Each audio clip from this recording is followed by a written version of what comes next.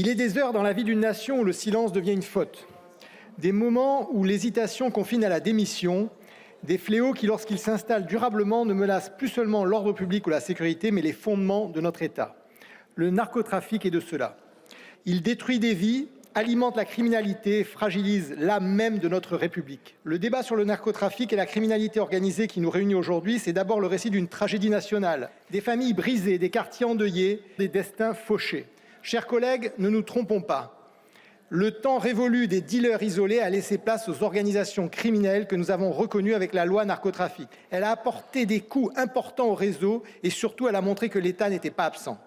Mais permettez-moi de le dire avec gravité, un État qui saisit toujours plus de drogue sans faire reculer la violence ne gagne pas la guerre, il en constate seulement l'ampleur. Avoir le courage de reconnaître cette évidence, c'est d'abord s'octroyer le droit de vouloir faire mieux. Oui, la loi a contenu, mais elle n'a pas encore renversé.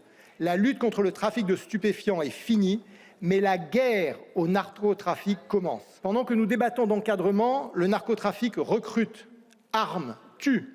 Pendant que nos textes sont ciselés jusqu'à l'impuissance, notre jeunesse tombe sous les balles, des quartiers basculent et in fine l'État recule. Je l'ai dit, nos efforts sont freinés par nos faiblesses, mais aussi par l'absence de réponse de la loi narcotrafic à deux écueils majeurs, que sont la consommation de drogue, qui nourrit le marché du narcotrafic et renforce les moyens de la criminalité organisée, et le durcissement de la criminalité juvénile. Ce texte a complètement omis de traiter la demande de stupéfiants et la consommation. Si l'annonce du doublement des AFD pour usage de stupéfiants par le président de la République va dans le bon sens, encore faut-il répondre aux limites de cet outil. En effet, le faible taux de recouvrement de ces amendes, qui plafonne à 50%, comme l'impossibilité de dresser une AFD envers les mineurs réclamés par les forces de sécurité, freine encore l'effectivité de notre politique de transactions pénales anti-stupéfiants. Prévention, oui. Protection, oui. Mais répression aussi pour répondre au rajeunissement des petites mains de la narcocriminalité.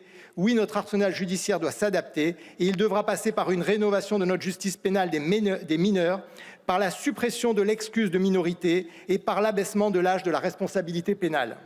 Oui, la menace est grande, mais notre détermination à protéger nos concitoyens et à garantir à chacun le droit de vivre dans une nation débarrassée du poison des drogues doit être encore plus grande. C'est pourquoi notre engagement contre le fléau du narcotrafic ne doit être ni partisan, ni idéologique, mais républicain tout simplement. Cette volonté, nous continuerons de la porter ici avec constance et détermination, parce que renoncer face au narcotrafic, ce serait renoncer à l'autorité de l'État, et parce que protéger les Français n'est pas une option, c'est un devoir.